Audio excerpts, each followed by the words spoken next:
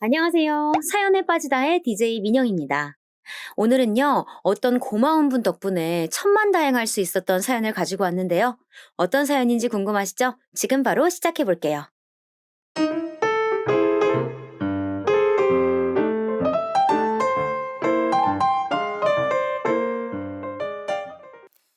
안녕하세요. 저는 서울에 사는 60대 여자입니다. 매번 듣기만 하다가 저도 제보할 사연이 생겨 이렇게 제보하게 되었어요. 처음에는 머리도 아프고 당황해서 아무 일도 하지 못했는데, 사람은 적응의 동물이라고 하죠. 이제 좀 괜찮아진 것 같아 제 사연을 소개해 볼까 합니다. 저에게는 두 명의 아들이 있어요. 첫째 아들은 굉장히 당당하고 자기 주장도 잘하는 성격이에요.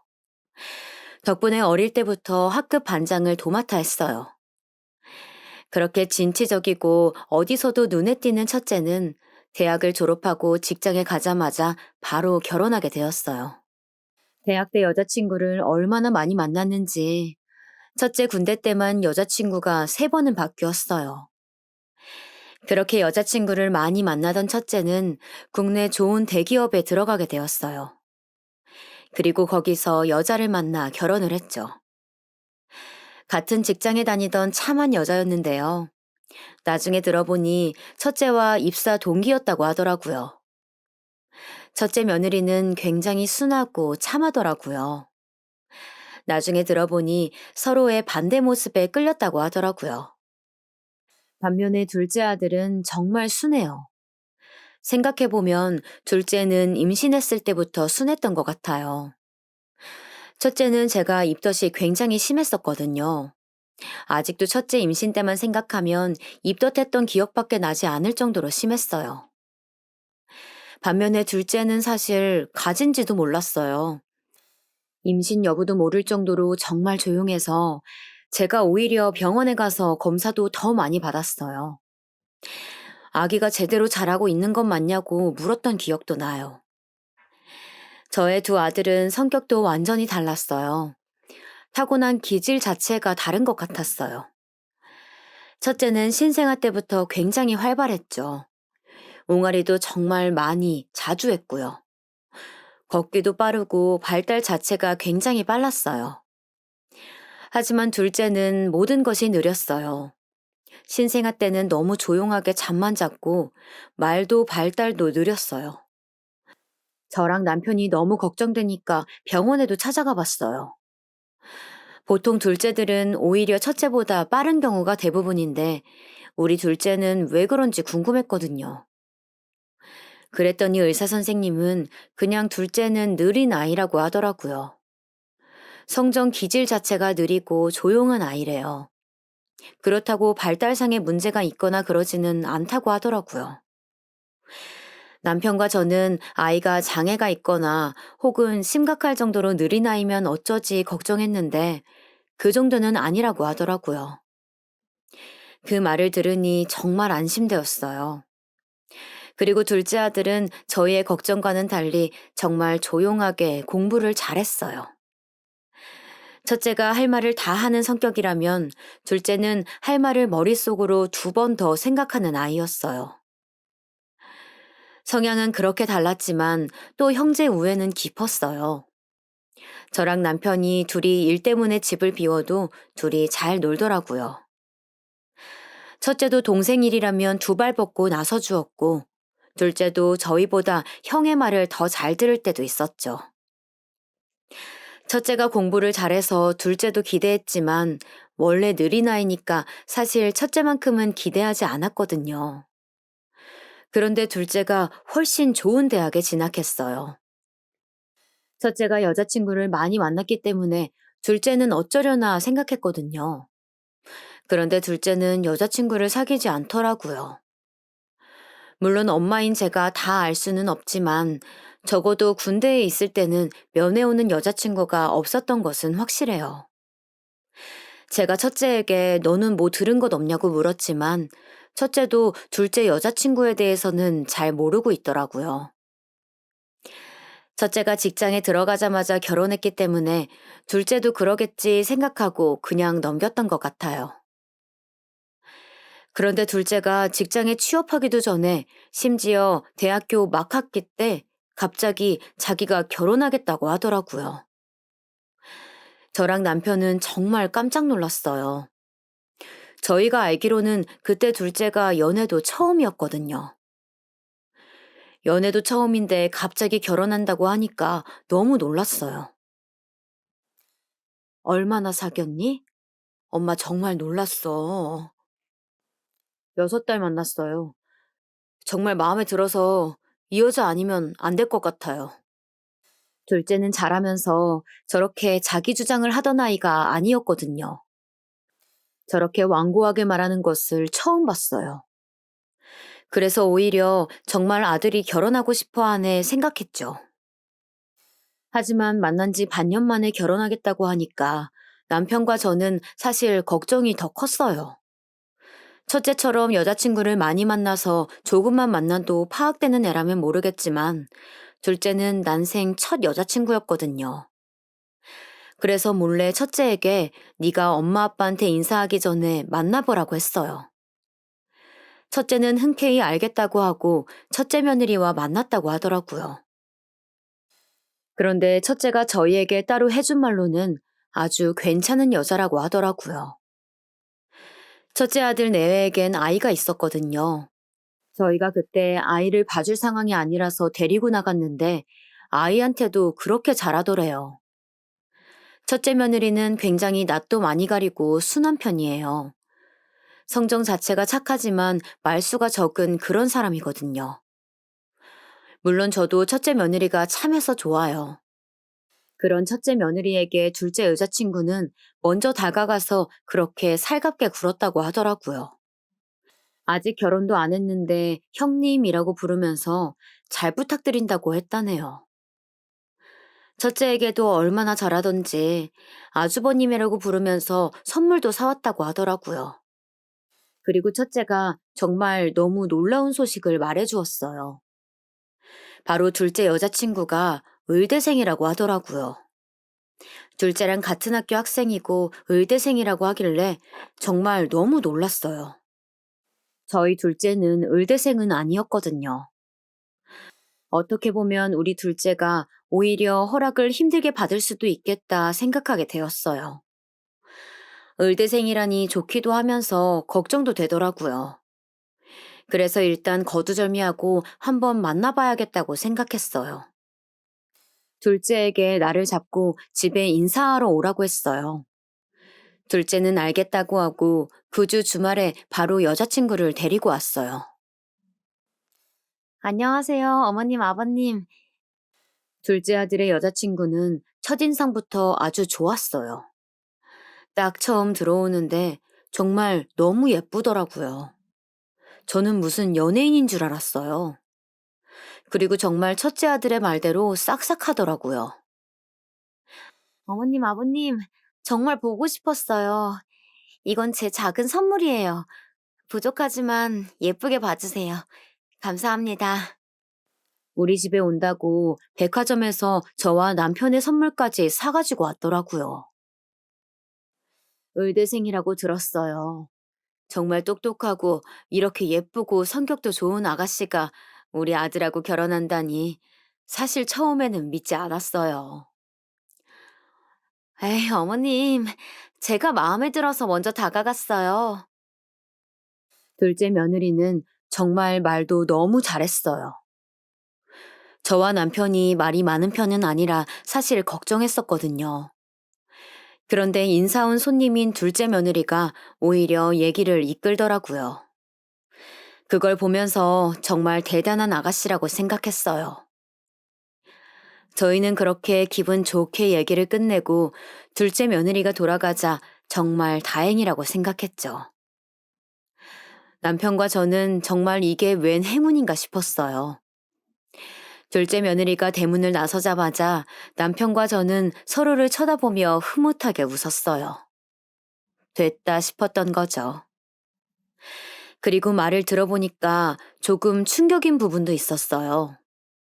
알고 보니 둘째 며느리는 부모님이 안 계시더라고요. 처음에 듣고 저희도 조심스러워서 먼저 얘기를 꺼내지 않았는데 본인이 먼저 말하더라고요. 워낙 어릴 때 두 분 다 돌아가셨대요. 저희가 당황해서 무슨 말을 해야 할지 어색해 하니까 오히려 본인이 자기는 괜찮다고 하더라고요. 어머님, 아버님, 저는 괜찮아요. 워낙 어릴 때여서 지금은 부모님이 기억도 잘 나지 않아요. 그 뒤로는 친척 집을 전전했어요. 그래서 오히려 공부도 더 열심히 했어요. 정말 고생 너무 많았어요. 마음이 너무 아프네요. 그래도 이제 우리가 가족이 될 테니까 걱정하지 마요. 그렇게 말씀해 주시니까 너무 감사드려요. 사실 제가 너무 걱정을 많이 했어요. 둘째 며느리는 그 말을 하면서 펑펑 울기 시작했어요. 그런데 저 같아도 그럴 것 같았어요. 자기는 가족을 꼭 가지고 싶었는데 나중에 본인의 상황이 문제가 될까 싶어서 죽어라 공부했다고 하더라고요. 그 말을 듣는데 저렇게 밝은 사람에게 저런 상처가 있었다니 정말 가슴이 아프더라고요. 혹시라도 본인이 환영받지 못할 수도 있으니 잠도 자지 않고 밥도 먹지 않고 공부했다고 하더라고요. 그 말을 듣는데 정말 너무 고생 많았던 게 느껴져서 저도 눈시울이 붉어지더라고요. 사실 아예 걱정이 안 되는 건 아니에요. 하지만 부모가 있어도 이상하게 자라는 사람도 많잖아요. 때로는 없는 게 나을 정도인 사람들도 많고요. 그래서 그냥 남편과 저는 둘째 며느리의 시부모이자 부모님이 되어주자고 약속했어요. 둘째 아들에게도 우리가 결혼 준비는 알아서 해줄 테니 너희는 걱정하지 말고 둘이 예쁘게 만나라고 했어요. 둘째 며느리는 그 뒤로도 자주 만났어요. 저희는 사실 부담이 될까 싶어 먼저 연락하지는 않았거든요. 그런데 며느리가 먼저 저희에게 연락을 하더라고요. 정말 깜짝 놀랐어요. 첫째 며느리 때는 그러지 않았거든요. 그렇다고 해서 섭섭하거나 그러지는 않았어요. 그냥 사람마다 성격이 다르니까 놀란 정도였어요. 그런데 첫째 며느리에게 서운하거나 그러지는 않았지만 아무래도 사람 마음이라는 게 연락을 자주 하고 찾아와서 밥도 먹고 하니까 저도 모르게 예뻐하게 되더라고요. 그건 저희 남편도 마찬가지였어요. 사실 남편은 딸을 가지길 원했어요. 그런데 저희가 둘째까지 아들을 낳았잖아요. 셋째를 낳을까 생각했지만 아이 성별이란 게 저희가 원하는 대로 되는 게 아니잖아요. 만약 딸을 낳고 싶어서 셋째까지 낳았는데 아들이면, 그래서 혹시라도 우리의 기대가 실망으로 바뀐다면 그건 아기한테도 할 짓이 아니라고 생각해서 그냥 가지지도 않았어요. 그런데 둘째 며느리가 참 싹싹하게 찾아오고 연락도 하니까 남편이 정말 좋아하더라고요. 왜 요즘 유행하는 딸 같은 며느리라고 하잖아요. 딱 그런 아이였어요. 남편만 예뻐했던 게 아니고 저도 참 예뻐했어요. 제가 그냥 지나가는 말로 화장품 다 써서 사야 한다고 하면 그걸 기억하고 다음에 올 때 사온다던가 그런 행동들을 참 많이 했었어요. 그리고 제가 꽃을 정말 좋아해요. 취미가 꽃꽂이인데 집안에도 화분들이 정말 많아요.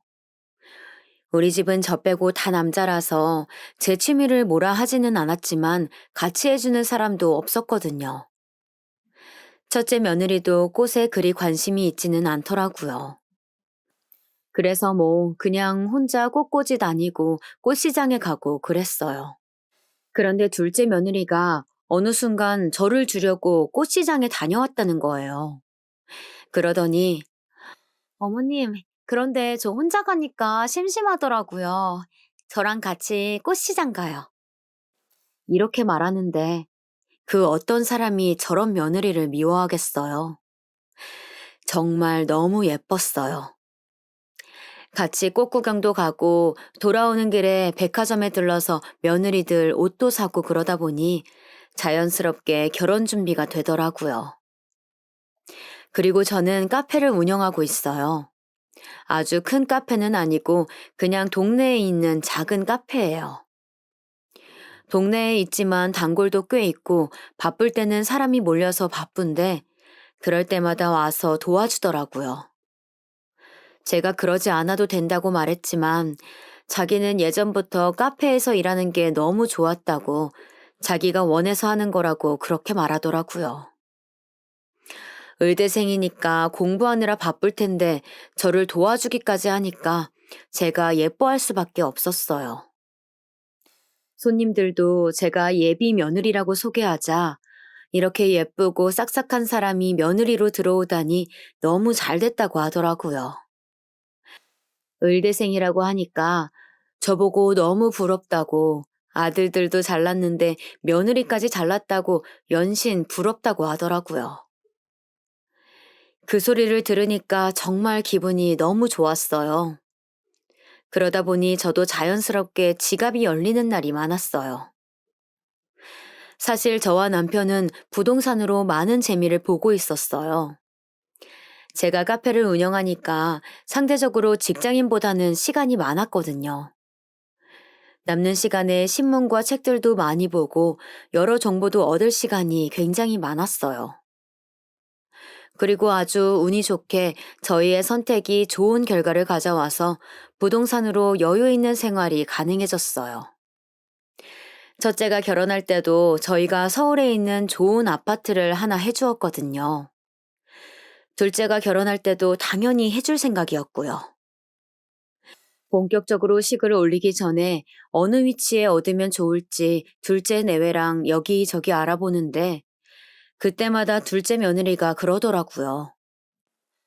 어머님, 아버님, 정말 감사합니다. 덕분에 제가 이런 아파트에서도 살아보네요. 저는 정말 복 받았어요. 제 인생에 이런 행운이 찾아올지 정말 몰랐어요. 이렇게 말하는데 어찌나 예쁘던지요. 원래 사람 마음이란 게 말 한마디로 화가 나고 풀리고 하잖아요. 정말 둘째 며느리는 볼 때마다 예쁜 말을 해서 사람 기분을 좋게 해주었어요. 그리고 그렇게 결혼 준비를 하고 있는데 말을 들어보니까 둘째 며느리가 첫째 며느리에게도 그렇게 잘한다고 하더라고요. 첫째 며느리가 직장에 다니고 있어서 아이를 급하게 봐야 할 때 힘들어하곤 했거든요. 물론 그럴 때마다 저희가 시간이 되면 도와주고 친정에서도 도와주었지만 한계가 있잖아요. 그런데 둘째 며느리가 먼저 연락해서 형님만 괜찮으시면 제가 아이를 봐주겠다고 말했다네요. 실제로 아이가 갑자기 아파서 어린이집에서 연락이 왔을 때도 둘째 며느리가 데리러 갔다고 하더라고요. 이렇게 잘하는데 어떻게 안 이뻐하겠어요? 그리고 저는 며느리들 둘이 잘 지낸다고 하니까 너무 기쁘더라고요. 세상을 다 가진 기분이었어요. 둘째 며느리는 아직 학생이었잖아요. 게다가 의대생이면 얼마나 공부하느라 바쁘겠어요. 그냥 일반 대학 전공도 아니고 의대생인데 사실 종일 공부해도 공부할 게 더 생길 텐데요.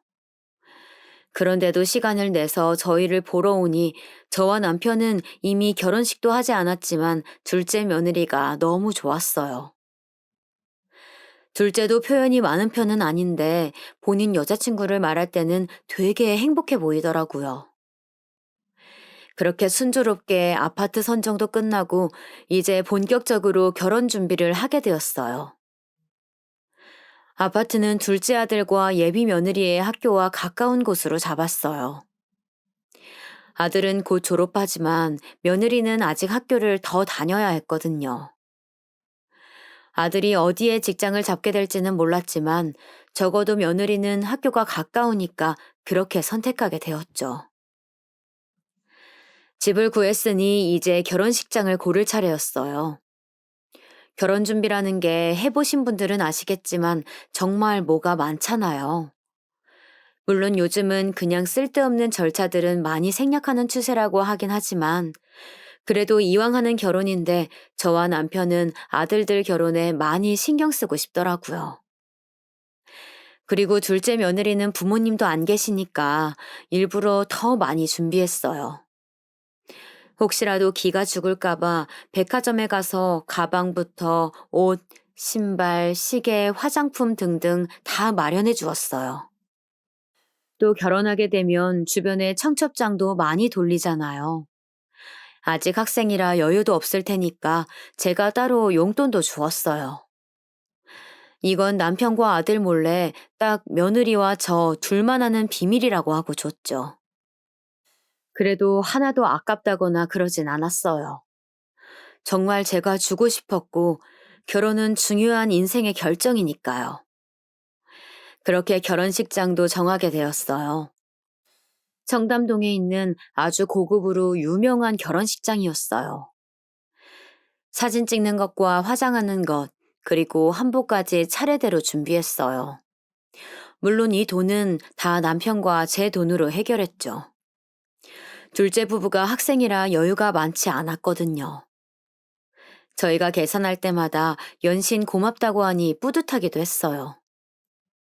결혼식장에서 입장은 부부 입장으로 하기로 했어요.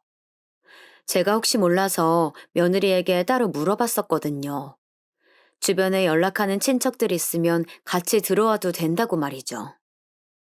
하지만 며느리는 자기는 어릴 때부터 친척집을 전전했다고 하며 그때마다 차별도 많이 받아서 서글펐다고 하더라고요. 성인이 되어서 대학 진학을 하고 연락을 끊었대요. 자기 학생 때 그렇게 구박해놓고 의대에 합격하니까 갑자기 사촌 동생들 과외를 해달라고 하거나 혹은 자기 어디 아프다고 갑자기 연락 오는 경우가 많았다고 해요. 그런 행동들이 진절머리가 나서 바로 연락을 차단했다고 하더라고요. 물론 자기를 돌봐준 것은 감사하지만 당한 것도 많았다고 해요. 도저히 갈 곳이 없어서 혼자 골목길에서 교과서를 보면서 공부했었다는데 그걸 들으면서 너무 슬퍼서 눈물이 나오더라고요. 그 어린 게 고생을 얼마나 했겠어요. 그래서 아무튼 결혼식 입장은 부부 입장으로 하기로 했어요. 청첩장도 맞추고 주변에 뿌리기 시작했어요. 주변에서는 너무 부럽다고 하더라고요. 의대생 며느리라니 이제 의사 되면 얼마나 좋겠냐 다들 너무 칭찬도 많이 해주시고 같이 좋아해 주셨어요. 저도 남편도 그렇게 주변에 청첩장을 뿌리면서 어찌나 뿌듯했는지 몰라요. 이렇게 식장도 잡고 결혼식 날짜도 잡으니까 저희는 더 자주 보게 되더라고요. 확실히 둘째 며느리가 들어오니까 분위기가 확 좋아졌어요. 정말 복덩이가 들어왔다고 남편과 저는 계속 말했어요. 정말 진심으로 저는 둘째 며느리를 예뻐했고요. 둘째 며느리는 그 후에도 제 카페에 와서 정말 많이 도와주었어요. 저는 사실 카페를 이제 그만하고 싶었거든요. 벌써 운영한 지 꽤 되기도 했고, 이제 저도 편하게 쉬고 싶어서요. 그런데 둘째 며느리가 이렇게 도와주니까 얼마나 고마웠는지 몰라요. 그렇게 지내다 이제 결혼식 날짜가 다가오니 혼수 장만을 본격적으로 해야겠더라고요. 신혼집 계약도 마치고 인테리어 공사도 하고 있었어요. 내부 공사 마감날에 맞춰서 혼수를 드리자고 둘째 내외와 합의를 했죠. 아예 새로 시작하는 거라 사야 할 게 정말 많더라고요. 본격적으로 사기 전에 이것저것 많이 알아봤어요. 이때 첫째 내외에게 정보를 많이 얻었어요. 저는 이왕 시작하는 결혼 정말 제대로 해주고 싶었거든요. 첫째는 며느리 쪽에서 혼수를 해왔었는데 최고급으로 해왔어요. 첫째 집에 가면 그 가구들이 정말 예쁘더라고요. 그래서 며느리에게 정보를 물어봤죠. 알고 보니 굉장히 유명한 고급 명품 가구점에서 장만했다고 하더라고요. 정말 장인이 만드는 고급 가구여서 예약을 꼭 하고 가야 한다고 했어요. 그래서 둘째 아들과 둘째 며느리, 그리고 저와 남편 이렇게 넷이 날짜를 맞춰 그 가구점으로 가게 되었어요. 그렇게 가구점에 도착해서 침대, 식탁, 소파 등등 가구들을 둘러보기 시작했습니다. 원래 신혼 혼수가 정말 중요하잖아요. 그래서 저는 더욱 꼼꼼하게 둘러봤어요. 우리 집 가구 사는 것보다 훨씬 꼼꼼하게 보고 있는데 점원이 저를 따로 부르는 거예요. 사실, 아, 내가 너무 까다롭게 굴어서 부르시는 건가 하고 걱정했어요. 제가 생각해도 많이 물어보긴 했었거든요. 그런데 그렇다고 나를 이렇게 따로 부르진 않을 텐데, 의아한 채로 따라갔어요.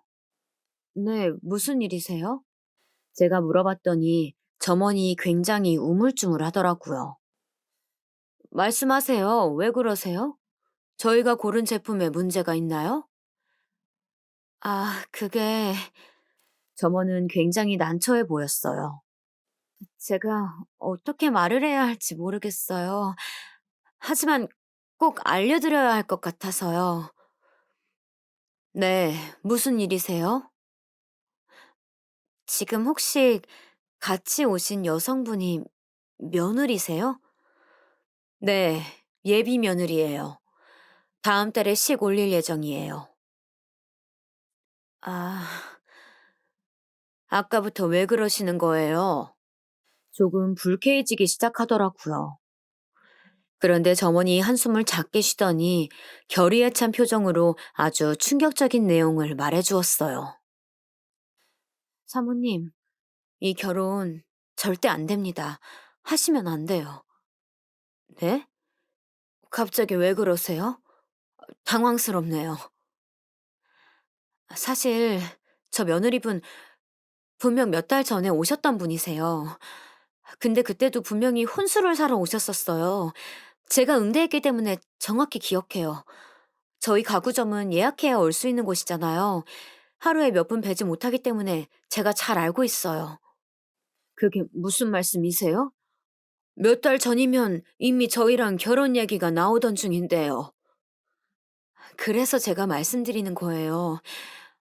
그냥 지나칠까 했지만, 만약 그게 우리 가족 얘기가 된다면 이렇게 누군가 알려주는 게 도움이 될 것 같아서요.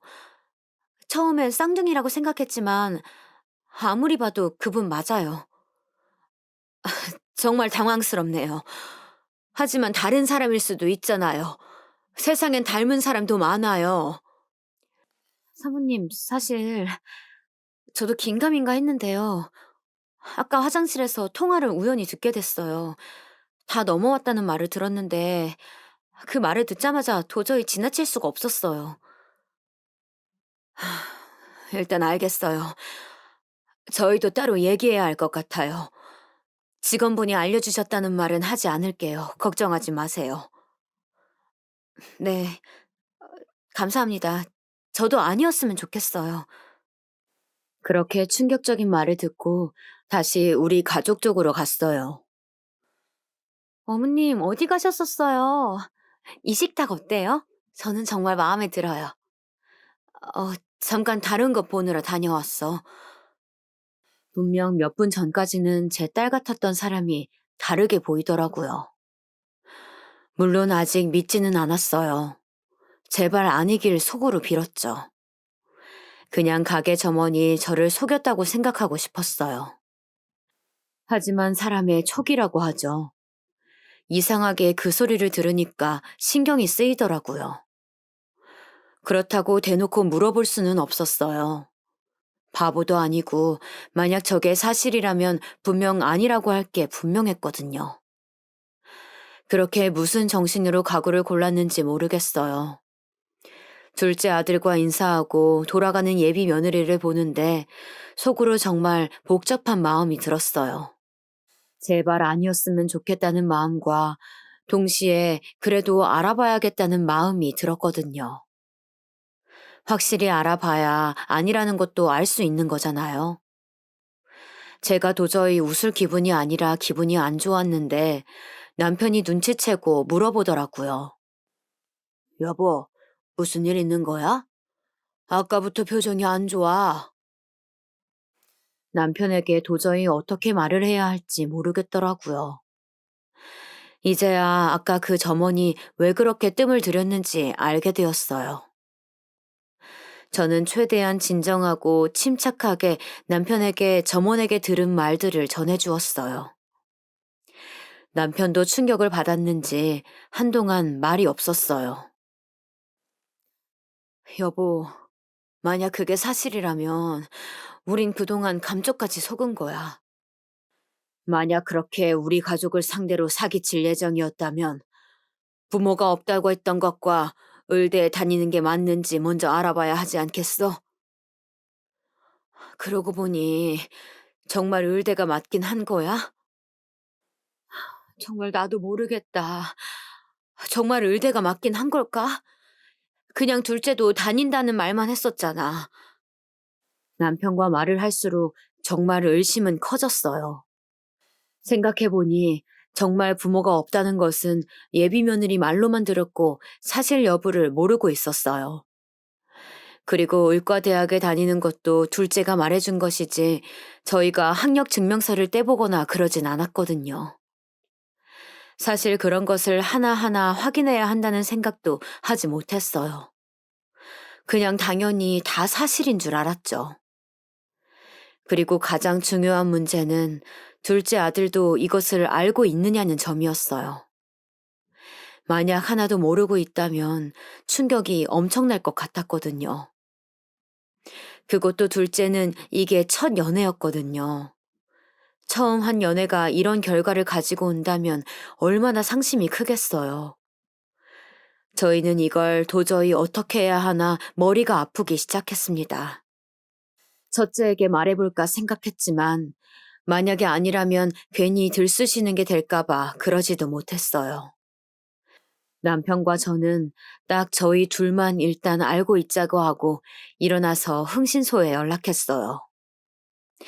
흥신소에서는 며칠 뒤에 알려주겠다고 하더라고요.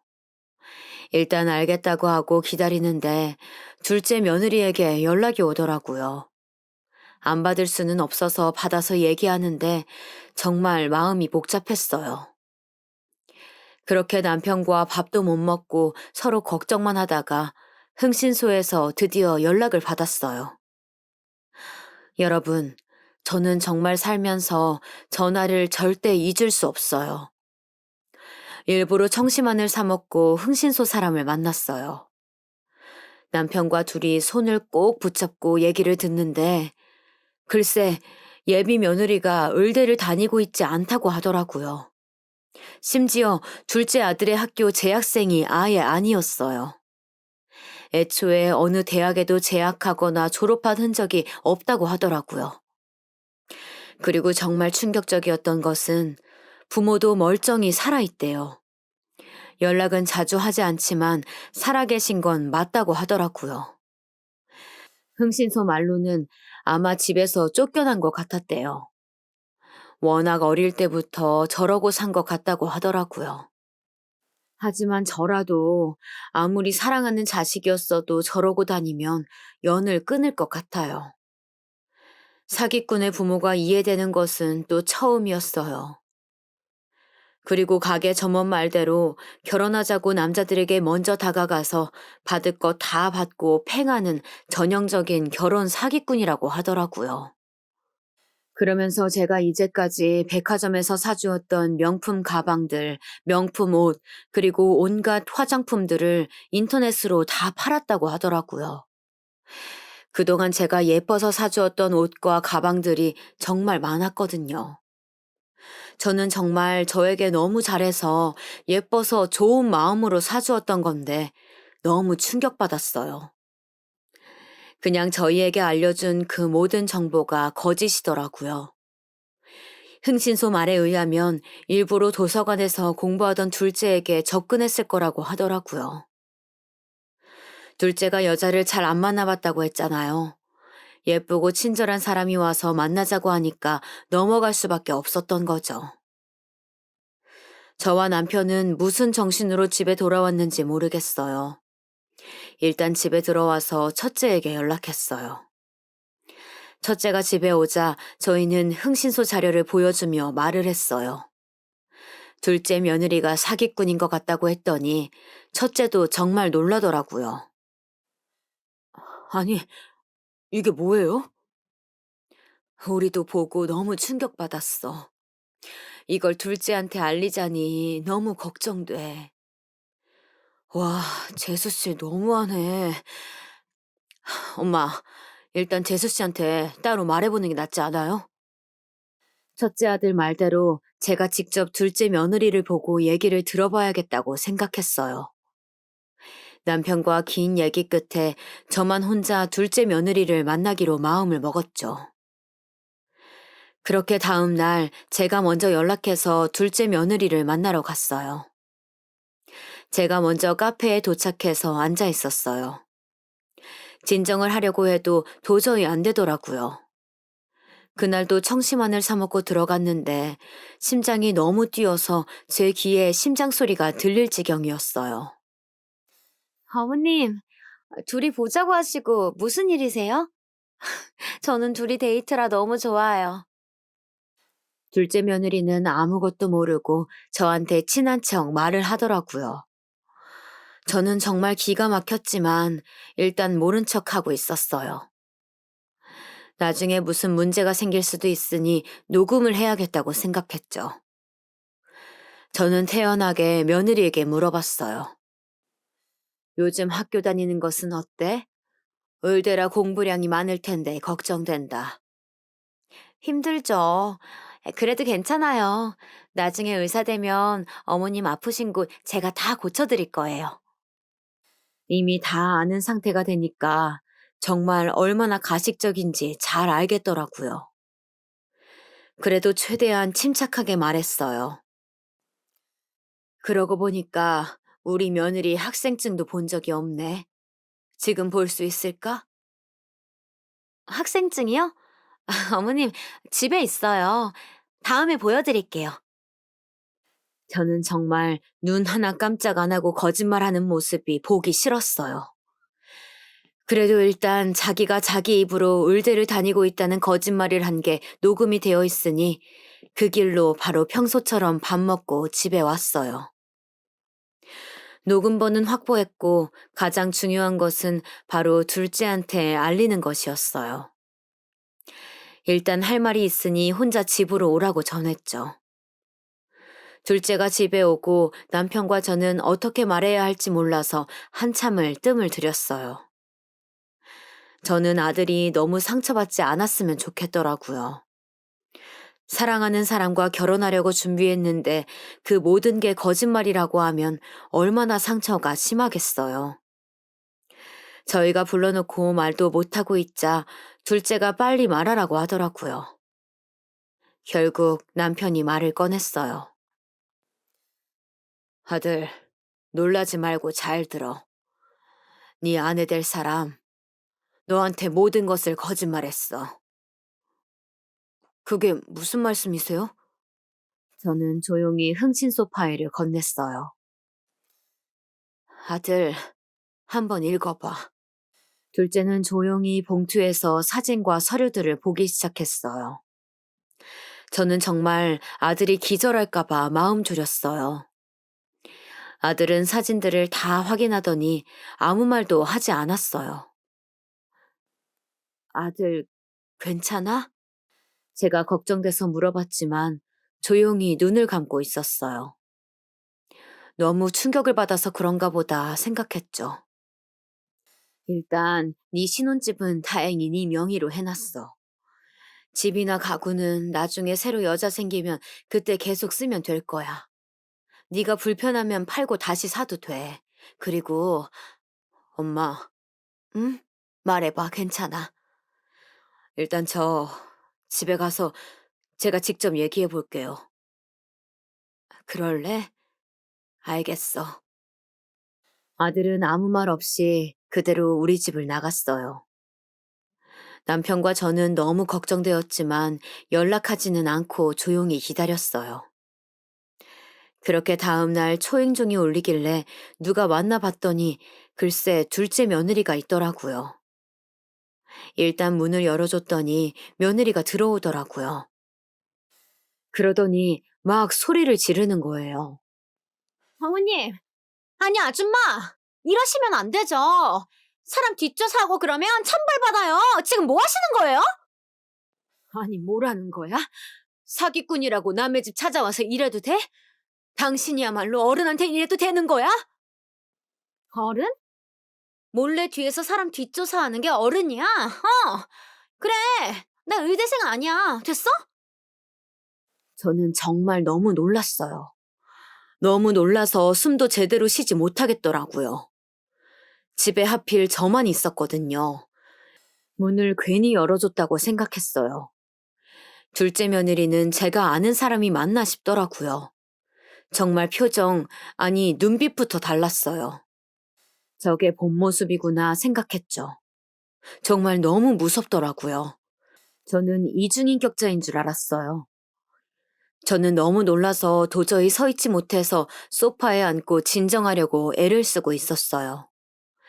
그랬더니 둘째 며느리가 갑자기 미친 사람처럼 소리를 지르는 거예요. 여러분, 사람이 미친 듯이 소리를 지르면 어떤지 아시나요? 정말 악을 내며 소리를 지르는데 진심으로 무섭더라고요. 남편이나 아들을 불러야겠다고 생각하고 핸드폰을 가지러 방에 들어가는데 저한테 달려들더라고요. 다 망쳤어. 망쳤어! 이러면서 소리를 지르는데 정말 공포영화가 따로 없었어요. 다시 생각해도 전날이 무서워요. 제가 간신히 도망쳐서 방으로 들어왔는데 손이 떨리고 가슴이 너무 뛰어서 일단 진정하려고 했어요.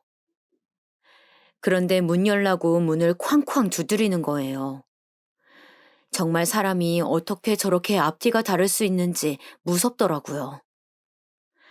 제가 간신히 핸드폰을 찾아 남편에게 전화를 거는데 동시에 부엌에서 무언가 깨지는 소리가 들리더라고요. 저는 너무 무서워서 남편에게 빨리 집에 오라고 했어요. 동시에 아들한테도 네 아내 될 사람 지금 집에서 난동 피우니까 빨리 오라고 했죠. 저는 무서워서 방에만 있었어요. 저는 사실 이 사실을 밝히면 가만히 있을 것이라고는 생각하지 않았어요. 그에 대비해 남편과 미리 말을 많이 했었어요.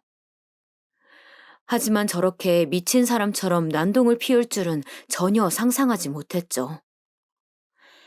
그렇게 제가 덜덜 떨고 있고 집으로 남편과 아들이 왔는데 며느리, 아니 그 아가씨는 이미 나갔더라고요. 방에서 거실로 나가보니 온 집안을 뒤집어 놨더라고요. 그걸 보고 아들은 정말 놀라더라고요. 경찰에 신고할까 생각했지만 머리가 너무 아파서 더 머리 아픈 일을 만들고 싶지는 않았어요. 그런데 문득 아들 신혼집이 생각나더라고요. 거기에 제가 사준 옷들과 가방들이 있을 것 같았어요. 그래서 남편, 저, 아들 셋이 아들의 신혼집으로 가게 되었어요. 그런데 여러분, 정말 놀라운 일이 벌어졌어요. 저희가 비밀번호를 아무리 눌러도 문이 안 열리는 거예요. 그 사기꾼이 비밀번호를 이미 바꾼 거였어요. 저희가 열쇠공을 불러서 겨우 문을 열고 들어갔더니 신혼집도 이미 휩쓸고 지나간 뒤였더라고요. 결혼식 전에 이미 살림을 시작하고 있어서 되게 뭐가 많았거든요. 가구점에서 가구도 샀으니까요. 그런데 그 새 것들이 되팔지 못하게 다 망쳐져 있더라고요. 바닥도 구두를 그대로 신고 들어갔는지 흙과 먼지들이 장난이 아니었어요. 그리고 미리 사진을 찍어서 액자도 있었는데 그 액자도 다 깨져 있더라고요. 우리 집에 와서 다 망치고 신혼집까지 저렇게 망쳐놨던 거예요. 저는 잘못했다고 빌 것 같진 않았지만 이렇게 깽판 칠 줄은 몰랐어요. 부엌에 가보니 온갖 접시와 유리컵들은 다 깨져 있었어요. 아마 저희가 중고로 팔지 못하도록 그랬나 봐요. 식탁 의자는 심지어 바닥에 굴러다니고 말도 아니었어요. 보자마자 무슨 강도가 들어도 저 정도는 아니겠다 생각될 정도였어요. 저희는 너무 놀라서 처음에 들어가자마자 일단 다 침묵을 할 수밖에 없더라고요. 저는 정말 머리가 너무 아파서 일단 아무것도 하고 싶지 않았어요. 첫째 아들에게 연락해서 집으로 와달라고 하고 일단 둘째까지 다 우리 집으로 모였어요. 첫째 며느리도 왔는데 며느리 얼굴을 보자 눈물이 나오더라고요. 제가 그동안 뭐에 홀린 듯이 둘째 며느리는 예뻐했는데 그냥 조용히 참하게 알아서 잘 사는 첫째 며느리를 보자 미안해지더라고요. 물론 못해준 적은 없지만 둘째 며느리와 더 많이 만난 것은 사실이니까요. 어머님, 울지 마세요. 저도 정말 놀랐어요. 사람이 어떻게 그럴 수가 있어요? 첫째 며느리는 오히려 저를 위로해 주었어요. 사기꾼은 우리 집을 깽판 쳐놨기 때문에 일단 다 같이 치우기 시작했어요. 저는 너무 힘들어서 침대에 누워있다가 그대로 잠이 들었어요. 일어나 보니 새벽이더라고요. 집은 말끔히 청소되어 있었어요. 옆에 남편이 누워있길래 거실로 나갔어요. 아들들은 집에 갔는지 없더라고요. 다시 침대에 누워 핸드폰을 확인하는데 정말 놀랐어요. 복수할 거야. 그렇게 살지 마. 둘째 며느리에게 문자가 와 있더라고요. 도대체 뭐를 복수하겠다는 건지 정말 모르겠어요. 그렇게 살지 말라는 것은 제가 해주고 싶은 말이었어요. 정말 걸려도 잘못 걸렸다고 생각했어요. 아침이 되고 둘째 아들에게 연락했더니 본인 집에 들어가기가 싫어서 호텔에서 잤다고 하더라고요. 아들도 놀랐을 텐데 일단 저를 생각하는 것을 보면서 마음이 참 아팠어요. 일단 남편과 이 사태를 어떻게 해야 할지 의논하기 시작했어요. 그래도 정말 천만 다행인 것은 결혼식을 아직 하지 않았다는 점이었어요. 만약 결혼식까지 올리고 정식으로 혼인신고를 했다면 그땐 정말 머리가 더 아플 것 같았어요. 사실 저렇게 된다면 제가 감당할 자신도 없었고요. 결혼식도 안 올렸는데 이렇게 머리가 아픈데 만약 시까지 올렸으면 저는 아마 정신병원에 입원해야 할 수도 있었을 것 같아요. 아무튼 저희는 일단 결혼식은 안 올렸으니 주변에는 파혼하게 되었다고 알리기로 했어요. 아쉽게도 청첩장은 돌렸지만 이건 어쩔 수 없었어요. 주위에 사정이 있어서 파혼하게 되었다고 했더니 주위에서는 다행히 위로를 많이 해주었어요. 알고 보니 이런 사례들이 꽤 된다고 하더라고요. 법적으로 아직 얽힌 게 없어서 다행이라고 하니 저도 마음이 조금 괜찮아졌어요. 그 뒤로 사실 사기꾼에게 연락이 오거나 찾아올까봐 너무 무서웠어요. 저희 가게에도 찾아올까봐 제가 얼마나 마음 졸였는지 몰라요. 비슷하게 생긴 사람만 봐도 화들짝 놀래서 멀쩡한 사람에게 사과를 몇 번이나 했는지 몰라요. 사실 저희가 피해를 받은 사람들인데 왜 제가 떨고 있는지 이해가 안 가실 수도 있어요. 하지만 막상 본인 일이 된다면 얘기가 달라지더라고요. 생각만으로도 힘들 수 있다는 것을 그때 처음 알게 되었어요. 그래서 저도 이 사건 뒤로 절대 피해자들에게 뭐라 하지 않게 되었어요. 경찰에 신고도 정말 생각을 많이 해봤지만 그런데 사건이 커지면 저희만 더 머리가 아플 것 같더라고요. 사실 저는 더 신경 쓰고 싶지 않았어요. 제가 너무 힘들어서 견딜 수가 없더라고요. 그냥 그 사기꾼과 엮였던 그 시절을 가위로 잘라서 도려낼 수만 있다면 그렇게 하고 싶었어요. 그래서 열심히 녹음까지 했었지만 신고는 하지 않았어요. 다행히 그 마음은 우리 가족 모두가 같았어요. 다들 더 엮이기 싫다고 했어요. 그리고 사실 알아봤더니 아직 뭐 결혼한 것도 아니고 제가 선물한 것들은 어쩔 수 없다고 하더라고요. 여기저기 알아보며 느낀 건데 신혼집이 아들 명의여서 정말 천만다행이라고 생각했어요. 옷과 가방이야 돈이 아까워도 집만큼 가격이 높지 않으니까요. 물론 그땐 진심이었지만 나중에 돌아보니 정말 그 사기꾼에게 선물해줬던 게 너무 아깝더라고요. 주변에서 말하길 원래 사기꾼들한테 한번 당하면 정신 못 차리고 바치게 된다고 하더라고요. 그래서 사람을 함부로 믿으면 안 된다고 말하면서요.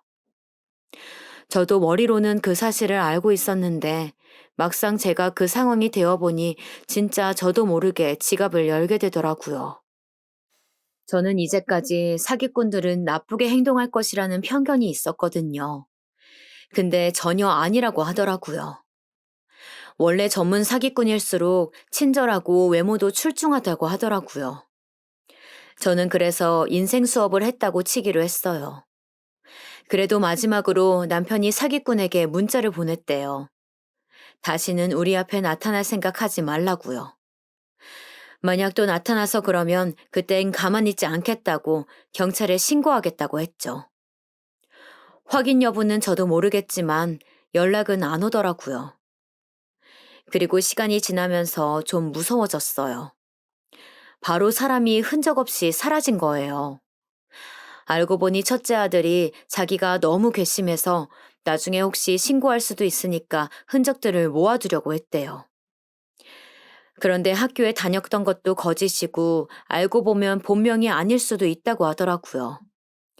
흥신소에 여러 차례 문의해 봤는데 어쩌면 나이도 거짓이고 이름도 거짓일 거래요. 생각해보면 우리는 뭐 등본을 떼본 것도 아니니까 정말 모르겠더라고요. 저희는 그래서 우리에게 알려준 정보는 다 거짓이라고 생각하기로 했어요. 아마 그렇게 또 신분을 속이고 다른 남자를 찾아서 정말 많은 돈을 얻어내려고 애를 쓰겠죠. 그리고 계속 생각할수록 너무 머리가 아프더라고요. 저는 카페도 몇 주간 나가지 못했어요. 대인 기피증까지 걸릴 정도로 힘들었어요. 그렇게 사람을 쉽게 믿는다고 생각해 본 적은 없는데 완전히 당한 거잖아요. 저도 이렇게 힘들었는데 아들은 어떻겠어요? 둘째 아들은 사실 정말 많은 상처를 받았어요. 그도 그럴 만한 게 어떻게 보면 본인이 딱 목표물이었던 거잖아요. 애초에 둘째 아들을 도서관에서 보고 노린 것이라고 하니 얼마나 상처가 컸겠어요. 아들은 한동안 너무 우울해했어요. 그리고 앞으로 여자를 못 만날 것 같다고 하더라고요. 처음 만난 여자친구가 알고 보니 사기꾼이니 충분히 그럴 만도 했어요. 아들은 도저히 그 신혼집에는 못 들어가겠다고 하더라고요. 그래서 그냥 남편과 첫째 아들이 알아서 처리했어요. 그리고 둘째 아들은 우리 집으로 들어왔어요. 제가 걱정이 너무 되어서 들어오라고 했더니 순순히 들어오더라고요. 아무래도 옆에서 사람이 있어줘야 할 것 같더라고요. 그리고 저처럼 둘째도 사람이 너무 무섭다고 아무도 믿지 못하겠다고 했어요. 생각해보면 정말 저도 첫 만남에 홀린 거잖아요. 이제 앞으로는 사람이 자기 입으로 잘났다고 아무리 말해도 믿지 못하겠더라고요. 그리고 또 제가 든 생각이 이 모든 일의 발단은 가구점 직원이었더라고요. 그분이 어떻게 보면 우리 가족을 살린 거잖아요. 그래서 남편과 저는 그 직원에게 감사하다고 알리려고 가구점에 다시 찾아갔어요. 찾아가서 그 직원과 만나게 되었죠. 따로 식사 자리를 마련해서 얘기를 했어요. 그 직원과 얘기하며 저는 더 놀랐어요. 알고 보니 직원이 화장실에서 들은 통화 내용에 완전 본격적으로 접근한 거라고 말했더라고요. 막 우리 가족을 정말 멍청하다고 했대요. 자기가 그것도 말할까 하다가 그 말까지 전하면 제가 기분 나빠할까봐 알리지 않았다고 하더라고요.